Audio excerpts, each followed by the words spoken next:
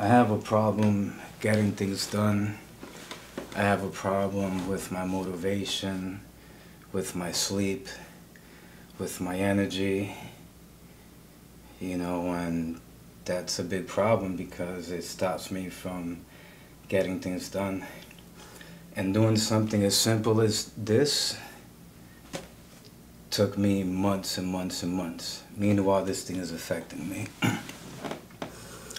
A good plan, violently executed now, is better than a perfect plan next week. General Patton said this.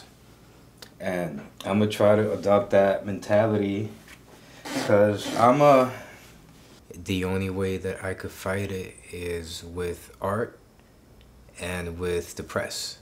I created a press kit. I sent it out. I did my research. I got a few emails and I started just sending out emails. A couple of them responded. I wanted to know if they wanted to pick up my story. I reached out to the local newspaper first. A lot of them refused. A lot of them weren't interested. One of them actually told me that basically that they can't print negative news about NYU. Until one day, somebody from the Daily News responded.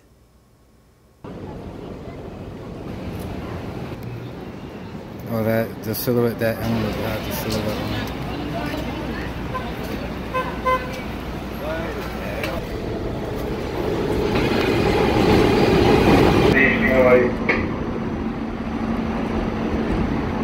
So my parents are Colombians.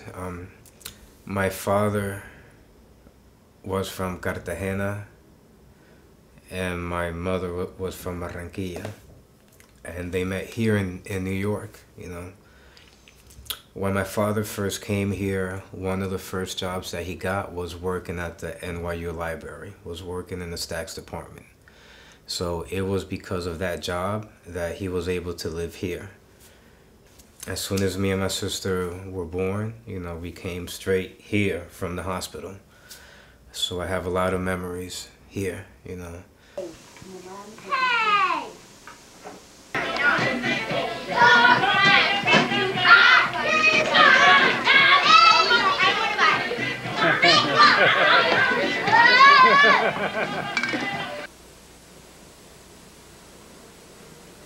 This present my father gave me. Y ahí está Luis Ricardo.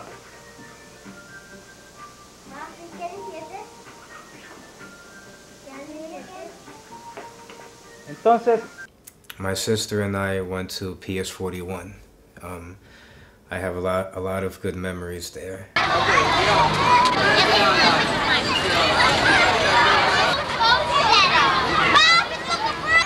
Wait. Oh, right here? No. There they are. Every single Friday after school, my mother used to always take us to the park, to Washington Square Park. So throughout my whole entire life, NYU has always been in my face, you know. NYU signs over here, the NYU bookstore, you know, NYU there, the mascot, the Bobcat, everywhere, you know. My first part-time job was working at the NYU Stacks apartment where my father worked at. I have two of my uncles. My uncle was a scientist for NYU. My sister used to work for NYU.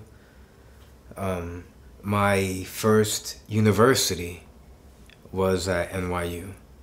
I passed a probation period, then I started doing my first semester at New York University as an undergrad for digital communications and media. Yeah, so I did security for NYU for about, I think like 2 or 3 years, about 2 years. And then I worked for the School in Continuing and Professional Studies for about another, I believe it was 1 or 2 years, I can't remember correctly. I worked enough years at NYU to collect the pension. NYU is mi tío. NYU has been involved in my life so much that, you know, NYU es mi tío, you know. As a, teenager, I saw my sister joining the Army, the National Guard. She left, and seeing her doing her thing, it made me grow interested in the military. So I joined a cadet program in high school called the Civil Air Patrol. This was one of the first visualizations that came to life.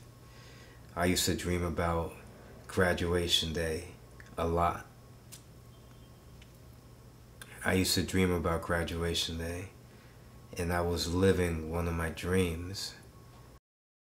As soon as I graduated from high school, I was stationed in 29 Palms, California. I was part of 3rd Battalion, 7th Marines. And it was a good time, I compared my experience in the military as somebody's experience in college, We live in barracks, we train. A student lives in dorms and they study and train. Study training is the same thing. So then after that, one day, my battalion got activated and we went to Kuwait and we got the base, the campsite ready. I think they called it LS7 or LSA7, I can't remember. But we went to Kuwait, and when the president gave Saddam 48 hours, to leave the country, that's when my whole entire battalion remobilized up until the Kuwaiti-Iraqi border. And my battalion was the first ground troops to enter Iraq. So that was my experience. When I left, my wife at the time was pregnant with my son. So I got word that I was a father while I was in Iraq. And it was an interesting, crazy, unique experience. When I was fighting, when I was out there, it felt good. We did get newspapers and magazines shipped to us through care packages. We did feel the support of people in this country, and it made us feel great. It gave us a boost. It gave me a boost. And I was proud. I felt proud thinking about fighting for our home. I used to think about, of course, Washington Square Park. I used to think about the snow and the yellow cabs, the train, and this neighborhood. This is my home. I was born and raised here.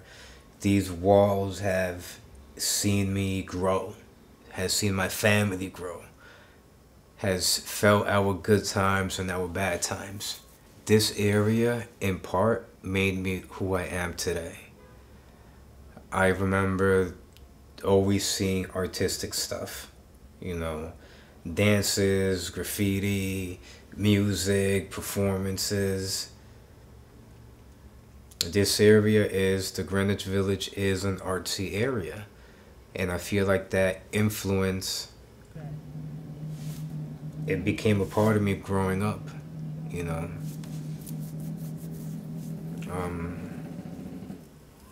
I remember for my birthday party, this is something that you don't really see.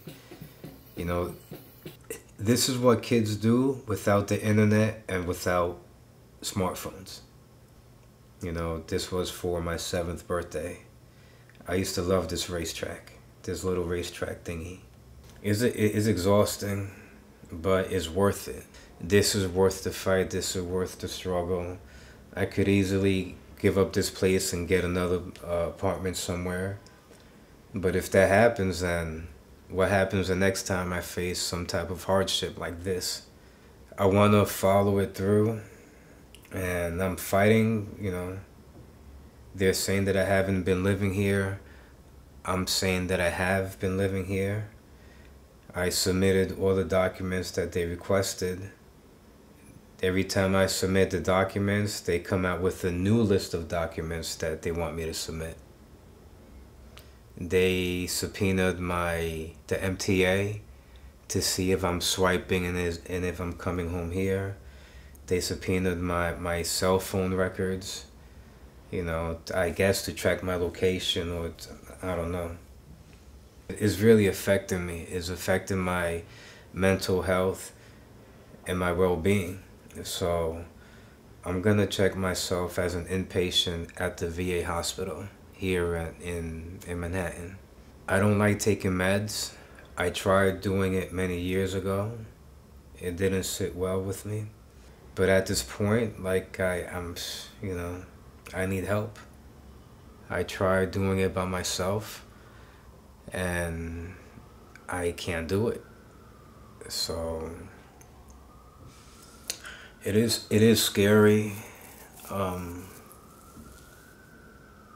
because you're basically gonna be on like lockdown or whatever, but you know, I feel like I could benefit from something like that. Both of my parents passed away in the same year. When my father passed away, like I waited a month, then I let NYU know that I wanted to use succession rights to take over the lease. They gave me 3 months to submit documents. Right now they're taking over 3 years to basically evict me and to collect more documents, and I'll talk about what's going on with that in the next video, but it's exhausting, but it's worth it.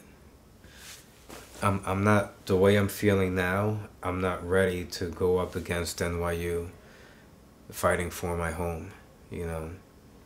They've done a lot of like, yeah, I'm gonna talk about that in another video, you know. One of the things is that they say that I don't pay when I pay. I send them the check and they don't write it down. They don't, you know. One time they were off, the invoice was off by like $6,000 or $8,000. You know, then they send me a letter saying, because I am a little bit behind, but I pay more than what I owe in rent every month to catch